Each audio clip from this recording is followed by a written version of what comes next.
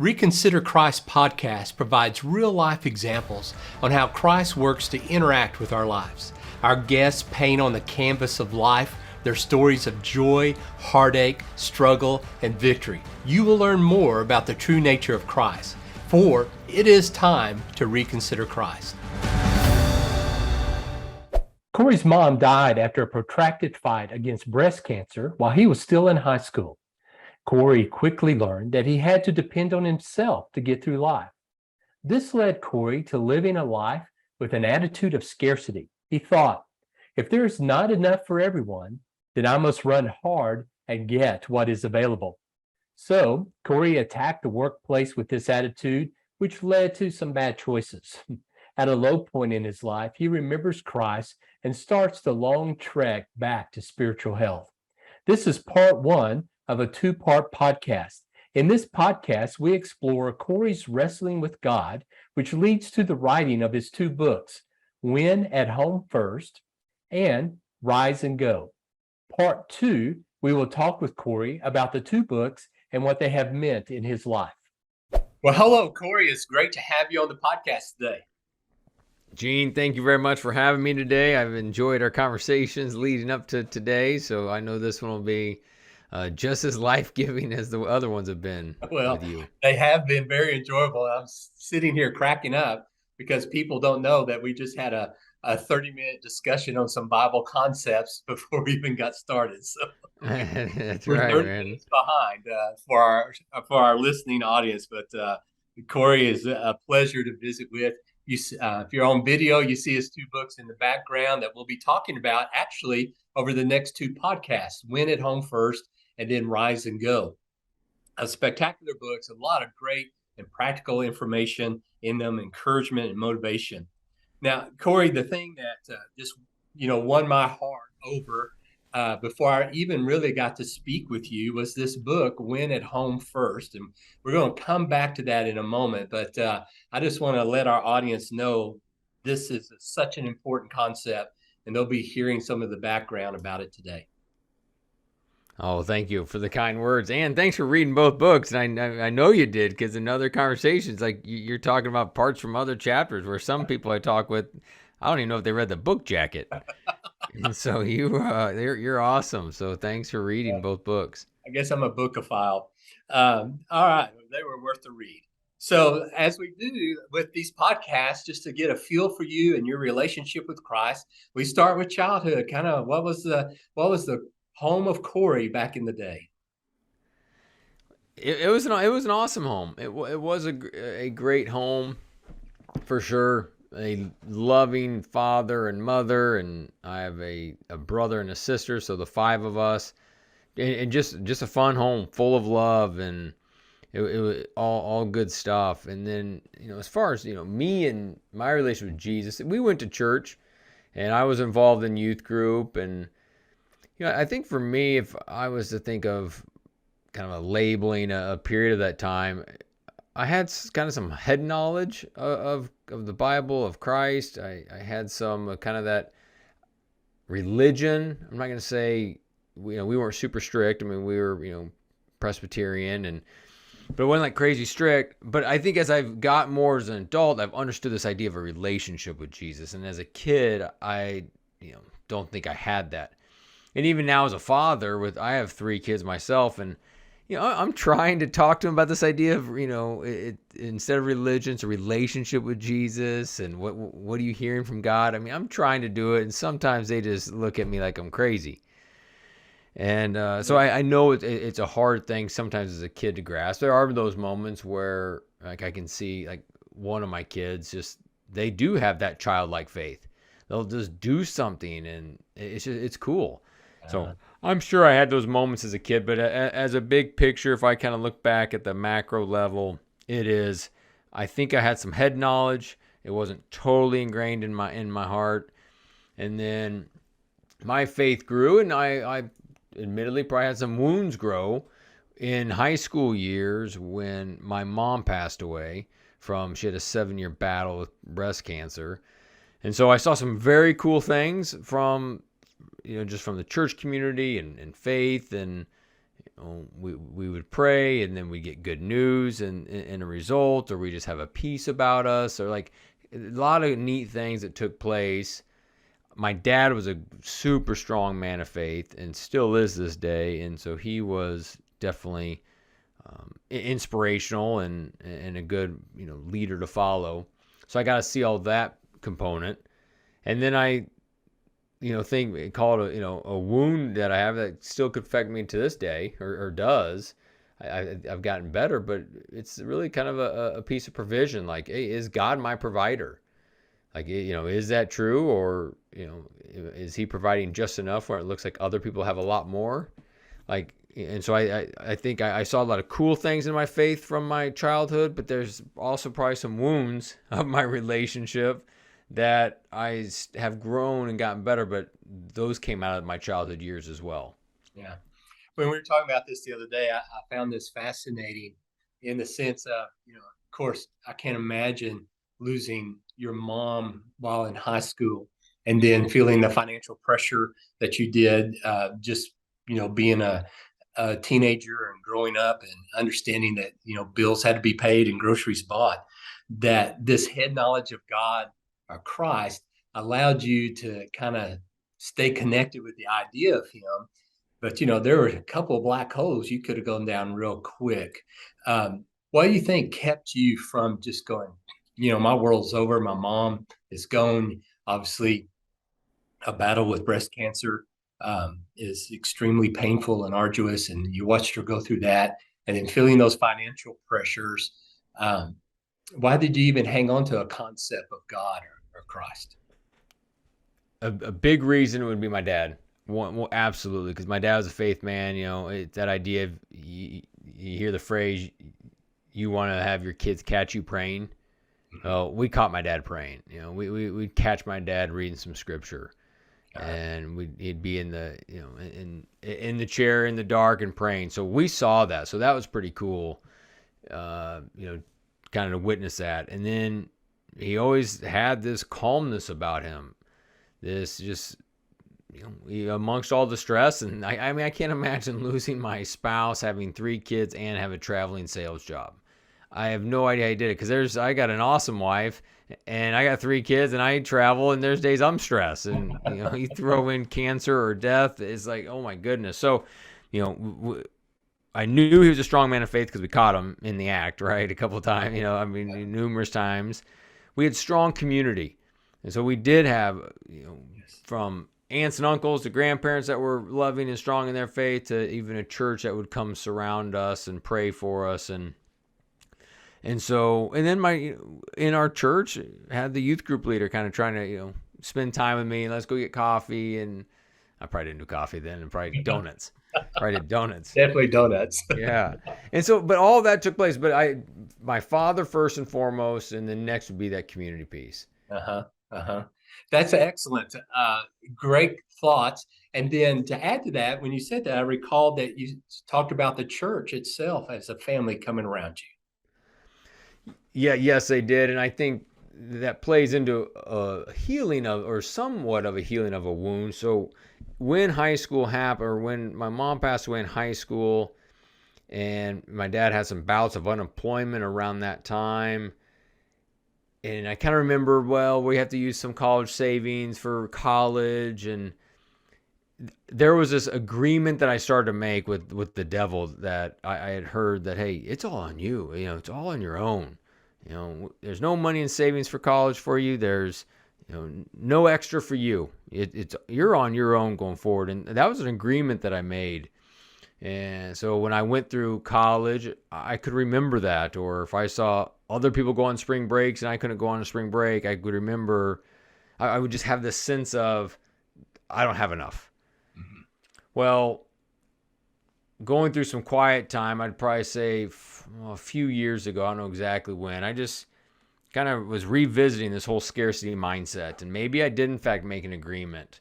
So I actually took it to my dad, and I'm sure he's like, what are we talking about? What are you doing? But anyways, in the process of the conversation with him, he says, I don't know if you know this or not. You must not know it. But for a year, the church paid our mortgage.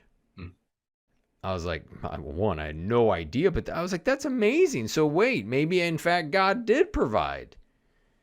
And maybe, through the community, things did happen and I wasn't on my own, and it's not all on me.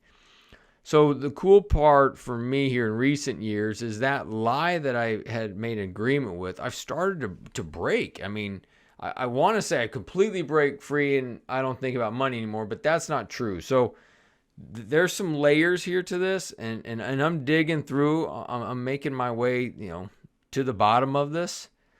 So there's still some excavation to take place with this wounding, but some major breakthrough was just learning of that. Yeah. Yeah. It's so sweet. Just the last few minutes of what you've said, because, you start off with saying head knowledge is kind of where you were with Christ. But the sweetness is your father was living out what the relationship is right there in front of your eyes, and showing you, just putting back in the video of your mind's vault, that here's what it means, when things are tough and things are hard. I'm going to him and trusting in him. So that's really very cool. So, I think back to that whole video thing when I was writing, Win at Home First, or just trying to think of stories, or even just not necessarily when I was writing the book, but when I was just in that kind of space of writing Win at Home First, thinking of Win at Home First, what's it take to win at home, like all that stuff, like back to your video kind of illustration you gave, like I started to re-see, like my dad was always at my games. Yeah. And I was like, and I started like thinking about that. I'm like, how did that happen? Like he traveled, but he was always at our games. And I know he was not always. I tell my kids, don't use those type of words all the time. Don't ever say never. Don't ever say always. So I'm really breaking that rule. But he obviously had to miss games. He had to. He traveled, and we had two other kids. But my memory is he was always there. Yeah. And so back to presence is that kind of even presence over provision is, I think that's a kind of a thing I've been really just kind of a rally cry I have for parents is, hey, we need presence over provision. And we need to be with our kids. We need to hang out with them. And it's about quality time as opposed to seeing that they got the brand new backpack and the coolest new shoes, but we're never around. And so I got to see that model too, in the fact that my dad was always around and I had everything I needed. So, I mean, I did get the provision, but I got that presence that I think I take for granted in my own relationship with God at times. Because I do think at times, hey, I'm alone, or I've been abandoned, or, oh no, I had a bad quarter. This is all over. Right. So, I mean, so it was good. I mean, it was a great childhood, but as I've gotten older and trying to be, as we grow 1 degree closer to God at a time, I think that's for sure. This has been, heck, it's probably my thorn in my side, thorn in my flesh of this whole scarcity, and I would love to conquer it. Yeah. I know there's even more sins and gaps I have as a human. I get it. But man, I'm ready for this one to be out of my life. Yes.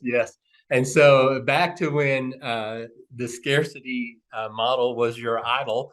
You leave college with great preparation, civil engineer degree.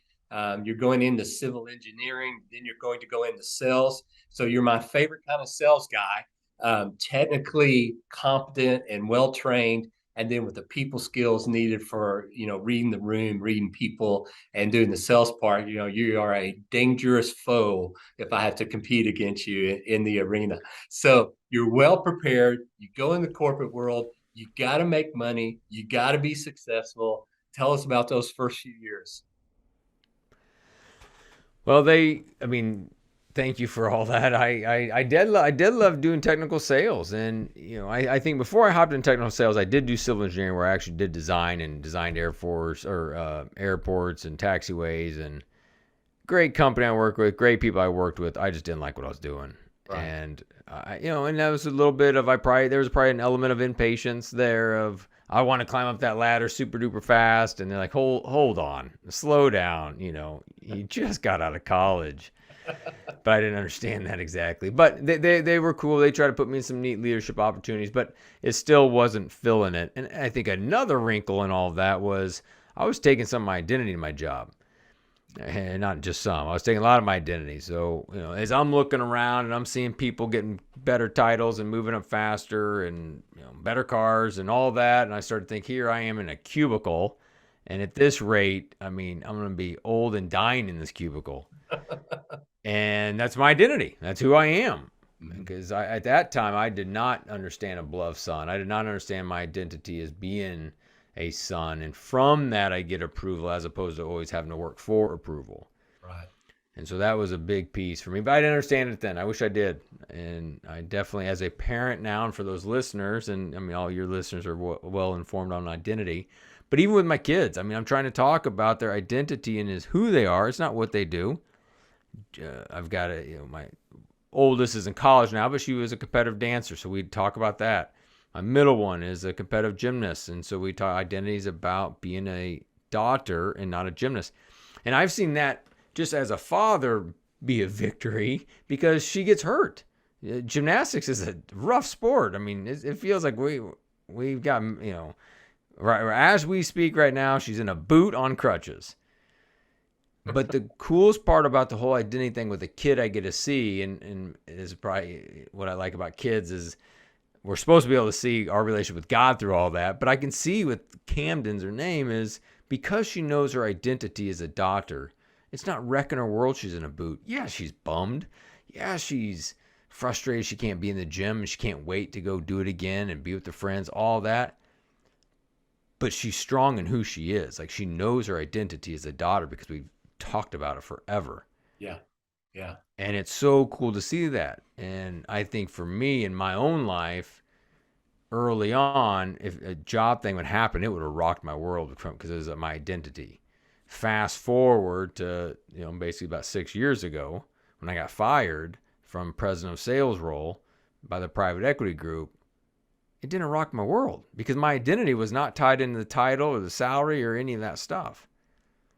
So what in your relationship with Christ helped you make that transition? You were able to move off of that idea that work or your job and your career was your identity at a very critical point in your life when, as president of sales, you're laid off because of this economic situation. What was happening? What was the transition with you and Christ during those years? I'd say about a decade ago is when I first really started. I'm sure I heard it for a long, long time, but I never embraced it. I never really maybe started to go through scripture and journal on it and think about it. But it was I started to embrace this idea that we are, sons of God, and reading scripture and sitting in that, and like, God would take me like for who I am now, like all the brokenness that I've had in my life, the mistakes I've made, the sins I've done, the harm I've caused to other people along the way, the disobedience I was to Jesus along the way, like all that junk, Jesus would take me for who I am with all that included. And I started to really feel that and see that in my own life. And then from that, I was like, because of that and that relationship now, Jesus, I can now walk forward, with confidence that, hey, I can be a good husband. I can be a good father. I can be a great employee because I'm now working from that place of approval, knowing that I'm a son. And so that's, I'd say about 10 years ago is really when it started to just happen. And I'm like to say I've been growing better every day since, but I not perfect by any means because I still have my low points. Before we get to the president of sales situation, I think a meaningful point in your life, a very trying point and challenging, but it came from that growing relationship with Christ, allowing your identity to be child of God instead of successful corporate business person and successful father and home family and all those things. You're in your mind. I can see you saying, I'm doing the right thing. We're in Denver. I'm going to this special discipling group that I've been called out for, and I'm sitting here, in the first meeting, and it's awful. That's right. Take it from there. Take it from there. There you go. Well, real quick, just back to my job. I was taking my identity to my job because I did not know about the beloved son. And so I took my identity to this job of being in that cubicle, being that engineer, not going fast enough. So I was taking my identity there, meaning I was finding my value, my worth from what I was making relative to everyone else, what I was doing relative to everybody else. And that's just a bad idea. And many, many people do it, and sometimes numerous times throughout their life. So for me, taking my identity to my job, that was mistake number one. Mistake number two was I then took my identity to my wife. That, hey, if she makes me feel of value and of worth, then I must be a man. I must be awesome if I'm getting my value to her. And that's also another slippery slope because no broken person can provide the identity and the value and the worth to another broken person. Right. Because my wife has bad days, my wife's human, all those things. And so when that didn't work, I was like, I got another good idea. And I'm going to take my identity to another woman. And then there I will find that I'm awesome and got my value, my worth. So I went and had an affair, which I highly don't recommend to anybody. It's a bad choice because that doesn't work either. No. So that's the backstory of kind of leading to your conversation there in Denver. And so I'm in this room in Denver. We are now going to this awesome, great church in Denver, and they are bringing these volunteers in to invest in them, and the night's talking about character. And so the pastor's name's Jay Pathick, a great pastor in Denver, and he's talking, and there comes this moment where I don't even hear what he's saying anymore. I have no idea. And I get this audible to me that says, you have to come clean of your affair. And this has been a few years since I had the affair, and we're now living in Denver. And I was like, so I had this little wrestling match with God right there in this room. I have no idea what I look like to everyone else, or did I look like I was out in left field? Did I somehow fake it? I was paying attention. I have no idea. But I hear this, you have to come clean of your affair. And then I just was like, no way, that's a stupid idea. Like, I'm not going to get caught. Right. I have, we now live in Denver making, more money than I had. So I got promoted, so that's good, so thanks God, I'll tithe more, let's figure this out, it's so kind of negotiating and like all that. Yeah. So I'm doing that this evening, that particular evening. I then get another phrase that was an audible of, you need to hand over your story for a greater story. And I honestly had no clue what that meant at that time. And as I'm arguing with God and doing this so-called negotiation, I did in fact start to have a peace come over me. Like, all right, maybe I should do this. I have no idea what the consequences will be. They actually may be big consequences, but I'm having this peace. I should do something. So I drive home that night, and on my drive home, I'm doing some final negotiations. And my last negotiation I thought was a pretty good idea is that, listen, if she's awake, I'm telling her. And if she's not awake, I'm not telling her. And so perfect. I go home, and she's asleep. And I'm like, awesome. Hey, I'm not telling her. And I have no idea if that was what the plan of her being asleep was, or it's just kind of funny to reflect on. But the next day, I wake up and I start to have this, I got to tell her again. And I really just had more and more conviction on it. And so I did. And I actually, later that day, I told her, and it was not cupcakes and balloons in our house. It did not go great. Doors slamming. There was yelling. It was tense for sure. I mean, it was awful. I mean, it should be. I was a jerk and did a bad thing. But we then started just kind of working on it. I mean, it definitely took some time before we were really even in a place of, hey, let's work on this together. But we did. I mean, thank goodness we were going to that church. And we both were going in our relationship with Jesus, individually and as a couple. We also had both of us had strong Christian people around us, and that were already helping us, like just with other areas of our lives. And when this kind of happened, it was like, all right, well, let's add that to the mix, it just, and so I think all that helped. So it was a faith that was growing. It was a strong community that was helping us. And so we basically started growing, closer together, and it was, and it worked. And so We have, now been married, 23 years, and it's just awesome, and it's a story. Obviously, we shared together. I mean, I do most of the sharing because she doesn't like doing the podcast, but I do most of the sharing. Yeah. So thank you for sharing something that you just rather put out of your mind and move forward. But I think it's important for our audience to know that an affair is not a death sentence to a relationship. In my pastoral career, I talked to a lot of couples who overcame that point, that moment in their life as a couple. And what did you see as the important ingredients to survive as a couple as you work through that? Yeah. I will say, just for any listener, I mean, I did have one advantage to the affairs. I did come clean a few years later. And so my wife could see some character changes already. Now, I also will say I'm not recommending that's the path either. Right. That, oh, you had an affair. Okay, wait 2 years, then come clean. It'll all be good. Because those 2 years kind of suck, to be honest. I mean, when I was by myself, I knew what I did. Like it didn't go away. And so I would go, I could feel this, like, oh, I'm such a bad guy. I'm a dirtball. What if I ever got caught? So I'd go for a run. I would do emails.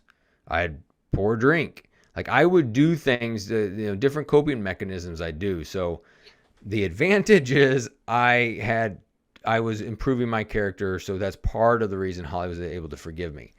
However, I'm not recommending that at all because I probably took some years off my life of just the stress that took place. So first thing I want to say to the listeners out there kind of contemplating, hey, what do I do? Or, whatever it may be. Right. Now, as far as what we went forward with is, a few things is, one, I had to start making sure I was living a trustworthy life to her. Because yes, I can repent, but part of repenting is going the other direction. Right? It's I'm sorry, I'm repenting, and now I'm going to walk in a different direction. So for me, that different direction, man, I had to do things like she had to know. I mean, like I was doing quiet time, I was journaling, like I was in the Word, I was meeting with guys, and we were, spending time in the Word, so she could see that element of it. I to this day, my phone is always up. A lot of people flip their phone over. No one can see the text coming in. My phone is up for a reason of I want her still to this day to know any text can come in, and if is sitting there on the surface, or on the cover of our phone, she has nothing to worry about. To this day, when I text other women, like to get coordinate babysitting or carpooling, I copy my wife or I copy their husband. Kind of just depending on the situation. And I just do it. So I'm trying to live all those things where it's a trustworthy life. I mean, she is my passwords to things. Not that she's hunting around stuff, but she's got a lot of passwords. I mean, one, we're not that creative. It's pretty much the same password for about everything. We may add a couple exclamation points here and there, depending on how many they require. Don't give away your secrets. Yeah, that's right. But I'm sure they're not that creative. So those are things that I've been doing, and then I answer the phone, like when she calls. That was something I didn't do early on. I wouldn't answer the phone. Oh, busy, babe. I'll call, I didn't answer. I was in sales meetings, or I'd call. I answer the phone whenever she calls.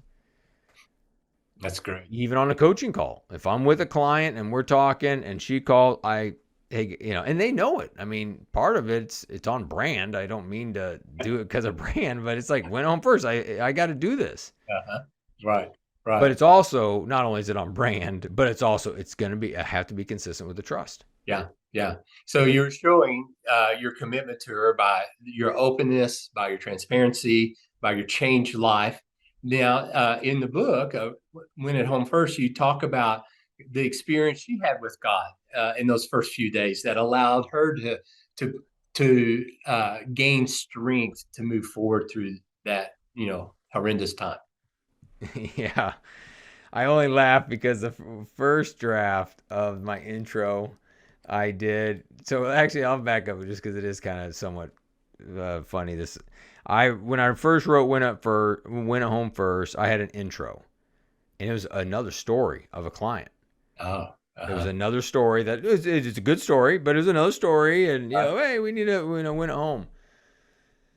And then I go into the book part of it, and I'm like, hey, like the guy in the beginning, we've all made mistakes, like maybe you have, like I did with an affair, comma, like like this, like And my writing coach I hired said, hold up, no, no one is going to read beyond this if it's deep and vulnerable you get is that word and a comma, like you need to write the intro. And he pretty much was like, you write the intro or we're done working together. I mean, it was pretty much a lot like that. And so I did. And that was just an interesting process, writing it out, and actually having to kind of relive that intro. But then to actually go to my wife and say, hey, she knew we were telling people. We'd talked about it at coffee tables with other couples, and we'd been doing stuff. But to actually say, all right, babe, here's the intro.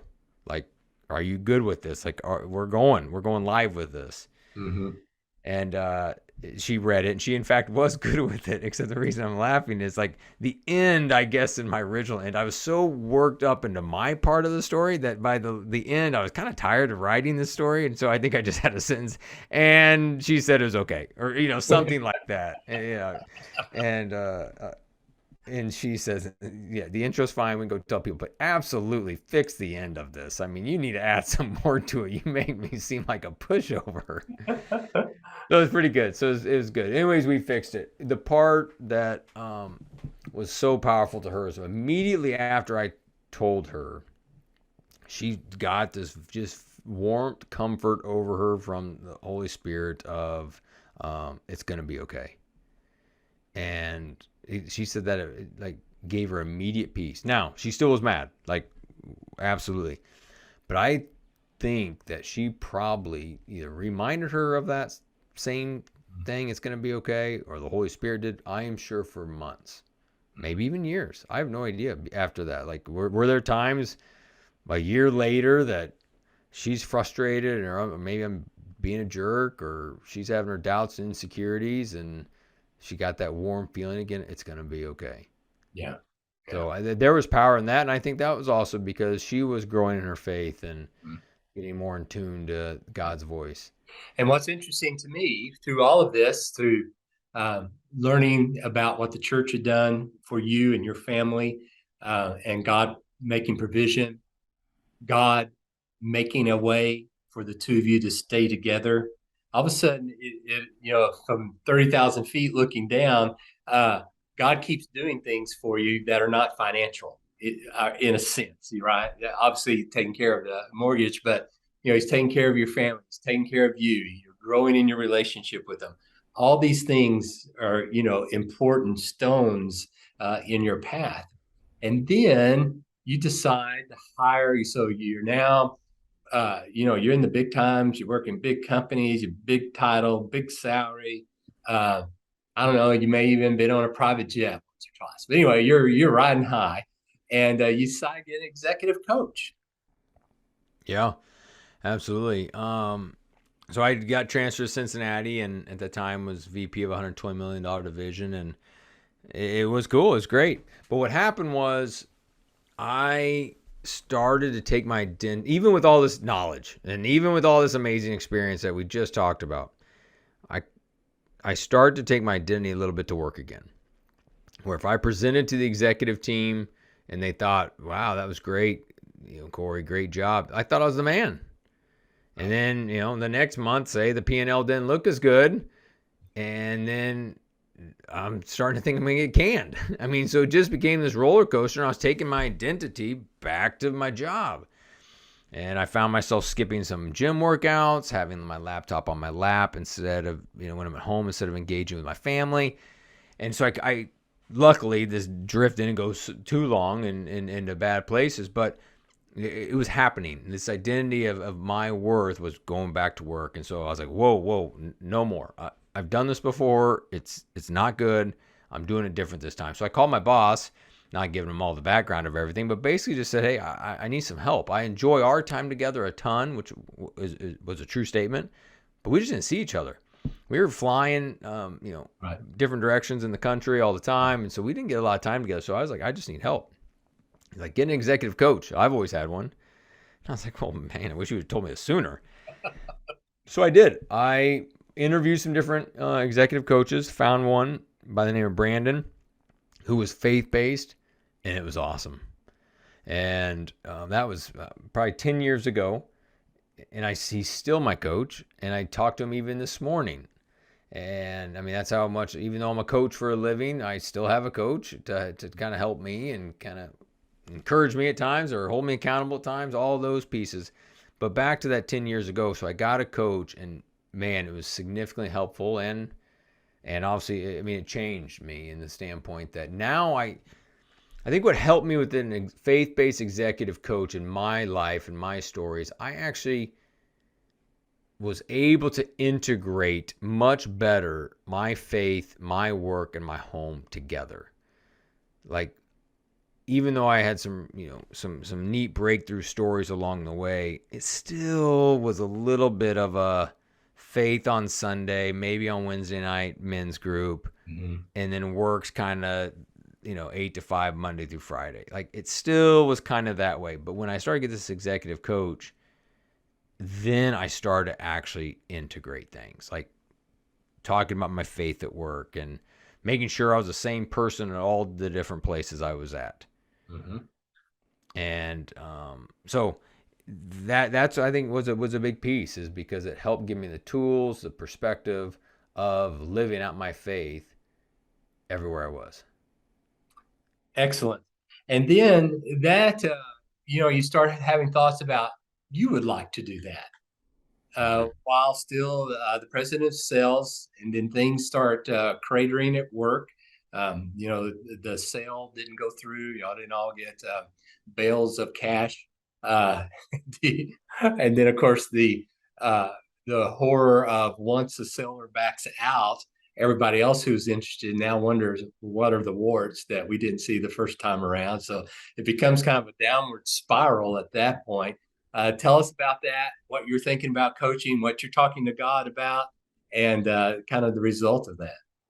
Yeah, no, I mean that's a great summary. And I even remember my wife and I driving around looking at some big houses that we were going to get with this pile of cash. I remember that. I would drive by some of those houses still to this day and kind of chuckle at that.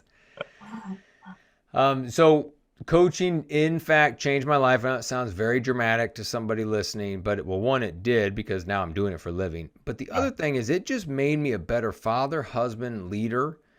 And it just changed my perspective. It wasn't just about paycheck. It was more about purpose. And it was also just kind of putting it all together that, hey, I'm going to work hard from 8 to 5. And obviously sometimes I work late, and I did travel, and there were late night emails for sure. But hey, I'm going to work hard, do my job. And then that's when I was starting to kind of have this idea that, hey, God's got the night shift. Like, if I work hard, I then can go hang with my family. I can go do different things, because God's got the night shift on the business. Things are going to happen. Right. So that happened when I was the VP of the division. I then take one more corporate move where I'm president of sales for this national contractor. Well, when I came into that job, I brought kind of all my coaching tools I was using on my own life and started using them on the 30 salespeople throughout the country who report up to me. And if they believed in Jesus, as Jesus said, and here's the verse, and here's the tool we're going to use and talk about. And if they didn't believe in Jesus, I'd find that a quote that was very similar someone else said, just trying to prove the point. And I saw change in individuals. Like, they started to date their spouses, they started to be intentional with their kids, and being more focused at work, blocking out schedules, and their time management. And I just saw this, and yet our profitability of our company improved. And that's when God really started softening my heart of, like, I want to do this for a living. Like, if I can help these 30 individuals, I want to go help 3,000, 30,000, 3 million to do that. And so that's when the softening started to take place. But then you got to get a combination of my warfare of identity from different times, provision. It's kind of hitting. I'm like, I am not leaving. I would love to. That sounds like a great idea, but how? I have this title. I have more money, making more money than I ever made. If I go to coaching, I'm starting at ground zero. And at the time I was, 40 years old. I was, 39 when I was really starting to kind of think about this, and 40 years old. I got 3 kids, 40 years old, stupid idea. It's just Like, a midlife crisis. Move on. that's right. Yeah. Yeah. Go get the red car or, something, whatever. It's just like, but I kept wanting to do it, but I didn't have the guts. I honestly didn't have the guts, and it was in quiet time thinking about doing it. I was like, man. So, back to the private equity group, we went to go sell. We did not sell. And then it was just like, well, this is going to just be an EBITDA play. We're just going to grow cash. And so what they did is they got rid of underperforming territories. We were no longer investing in underperforming territories. The territories or the salespeople that just didn't have it figured out. It's adios. Well, if you get rid of enough salespeople, you don't need a president of sales. And so that became my turn. So August 2016, I got terminated from that job. And I'll tell you, Gene, that had that termination I kind of mentioned earlier happened any other time, it probably would have been a mess. But no, I hung up the phone. I got a 4-month severance package. That's the key part of the story, is because I got the 4-month severance package, and I hung up, called my wife, and says, hey, I just got terminated. And I remember she was in a parking lot to go, her and our 2 daughters, to get their nails done because school was going to start, because it was August 2016. So I had to have pretty nails for school. And so she said, well, we're going to get nails. Should we leave? I said, no, just get the nails done. And but we agreed that I'm going to hustle to try to get to some decision mark at that end of 4 months. And if it doesn't work, I'll go back to corporate, but I'm going to make it a run. And so that was our agreement, and in fact worked. Thanks to God's provision, I was able to get the coaching up to about 50% of what my salary was.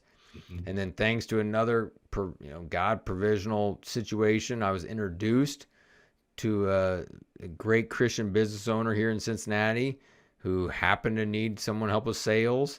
Mm-hmm. And if I could help with the men's ministry, then great. And so that was the other 50%. So I ended up getting almost exactly what I had, but done with kind of this hybrid role. Mm-hmm. And that began the journey of stepping into coaching. Mm-hmm. Mm-hmm. So again, God provides, and just enough for you to move forward. And that's fascinating. Now we get to the genesis of the book. So you got a guy on the phone. You're going to take a risk with them because you felt like you need to, and you're going somewhere where he may or may not be comfortable, and you come up with this, really the idea and basis for the book. Tell us about that moment.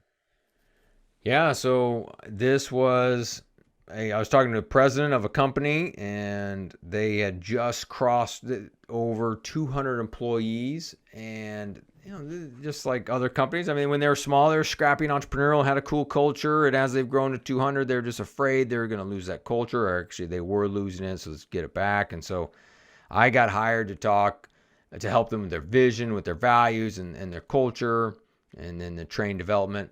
And so, all good.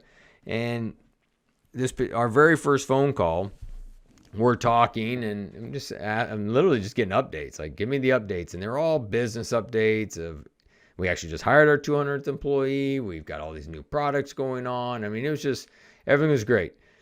But it was all business and not really any mention of home. So that kind of became a little bit of a red flag.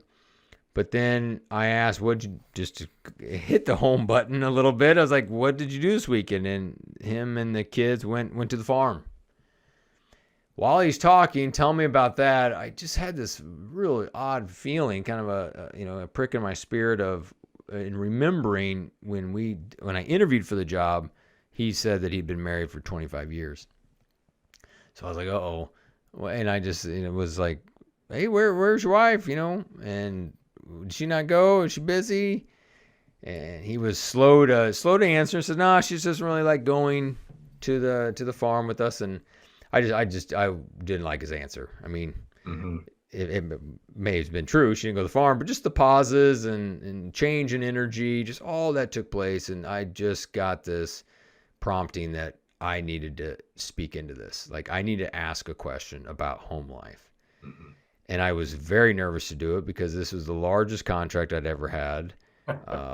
I was really out ahead of my skis on this one because, it's, but I kind of just went for it. Because I firmly believe in order to win at work, I mean, our whole life has to be going well. And so I just basically said, hey, I know you hired me to talk about vision, values, and we are going to do that. Absolutely.